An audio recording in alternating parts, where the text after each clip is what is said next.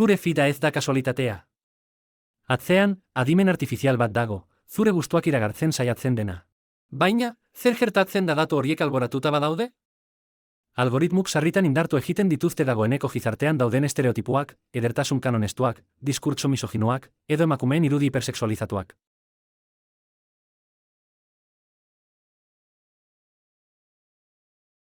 Arazoa ez dago teknologian bertan, baizik eta elikatzen den datuetan.